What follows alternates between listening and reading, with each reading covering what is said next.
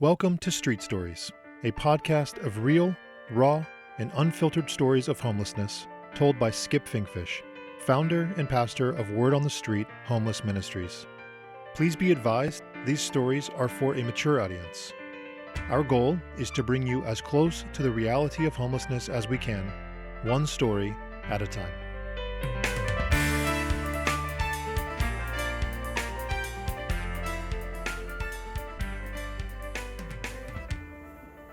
I've had a bike ministry for years and years and years now. There's a church, a local church building here in Orlando, a Methodist church that allows me to use their, I don't know if it's Methodists or Lutheran, I forget. Anyway, there's a church here in Orlando that allows me to use a room in the back of their church building where we bring bicycles. I have bicycles donated to me by police departments, by the Lynx bus service, by individuals, used bikes, stolen bikes, all kinds of bikes.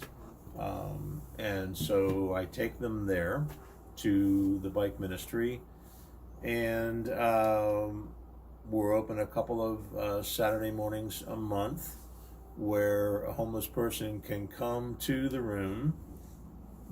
They can pick out a bike that fits them or that they like, and then we have the tools and the parts for them to fix the bike themselves. We help them if they need help so that they have some sweat equity in that bike, and then they can leave with the bike for free because they fixed it up. They got it working. I need them to have some sweat equity in the excuse me. I need them to have some sweat equity in the bike because for not all, but for many of them, when they come, if I have the bikes all ready to go and they're in really good shape and I just hand them out or let them pick the one that they want, there's a percentage of those bikes that end up getting pawned at the pawn shop so that they can get a few dollars for whatever it is that they need a few dollars for.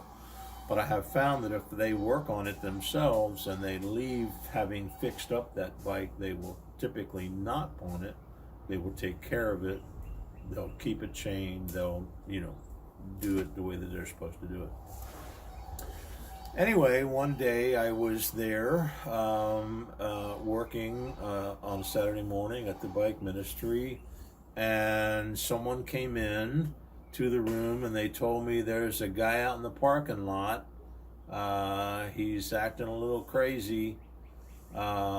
He's got multiple layers of clothes on. It's obvious he hasn't bathed in quite a while, big beard, and he's walking around scuffing the ground and kind of talking a little bit of gibberish, but clearly asking for you.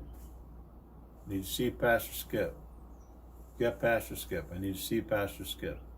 Need to see Pastor Skip now. So I'm like, okay. So I came out and I saw who it was. Timmy. I call him Timmy. And Timmy is a very smart man.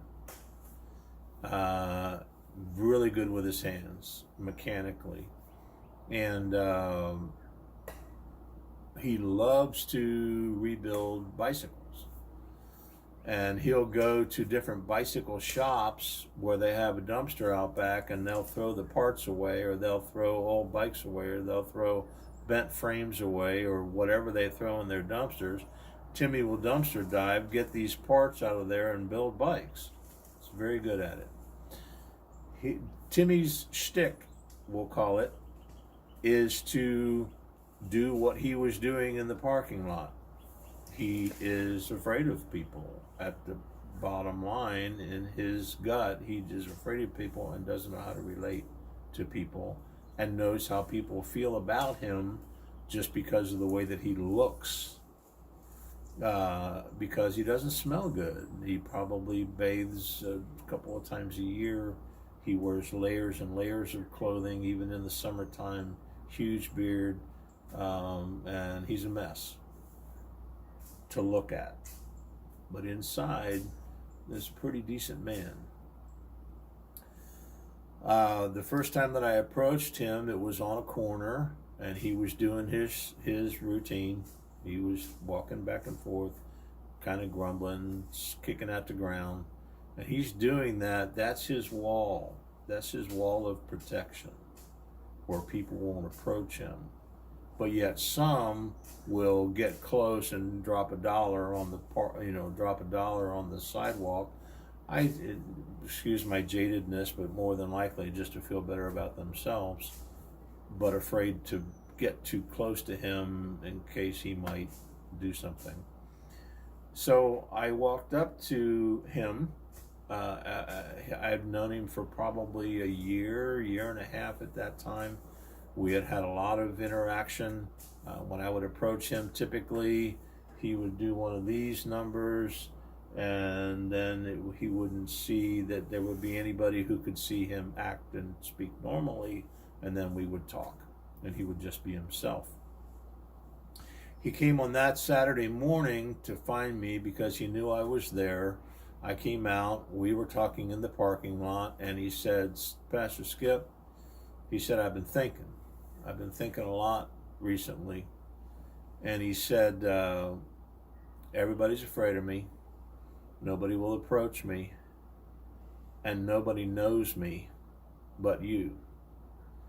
And he said, here's my real name. And he told me his full name, first, middle, and last. And what city he was born in. His first name is Timothy. I won't tell you his middle or last name, but he told me his full name, told me where he was born. I already knew where he was camping and all of that. And he said, I'm afraid that if I die,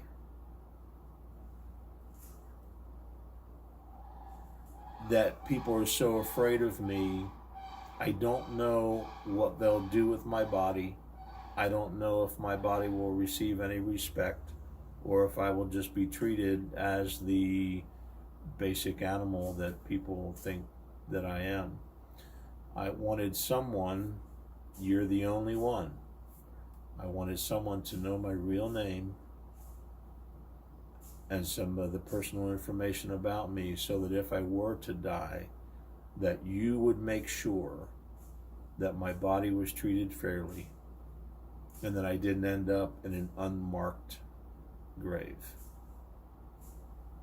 I'm trusting you with my body and with my name if something happens to me. Just an emotional moment for me, to have that kind of trust from a homeless person, a homeless man. Earning their trust is hard and takes time. When they trust you enough that they expose to you where they live, I have over 700 camps that I'm aware of, because they've exposed to me where they live, or I have found them and built a relationship with them over time. Nonetheless, Timmy is still alive, and he's still doing his routine, and he and I are still friends. And I have now, over the course of time, I don't know, 50, 60 guys who have done the same thing. They go by a nickname or whatever, and no one knows their name. I know their name, and I know a little bit about them, and they're trusting me to make sure that their body is treated with respect after they're gone, and that they don't end up in an unmarked common grave. It's a privilege. It's a blessing. It's a huge privilege and a huge blessing for me to be able to have that kind of a relationship with those who the world will walk around the other side of the road to pass. These are human beings created in the image of God. Many of them more scared of you than you are of them. Love God. Love others. Love God. Love others as you love yourself. Peace out, Timmy. Take care of yourself. God bless.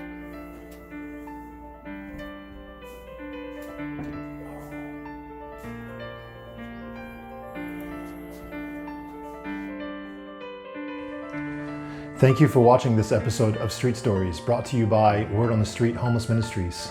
Please follow us on Facebook at Watts for Homeless and subscribe to our YouTube channel at Watts for Homeless. If you would like to learn more information about our ministry here in Orlando, Florida, you can visit us at wattsforhomeless.com. And if you would like to be a monthly donor or give a one-time donation, you can visit wattsforhomeless.com/give. Thank you.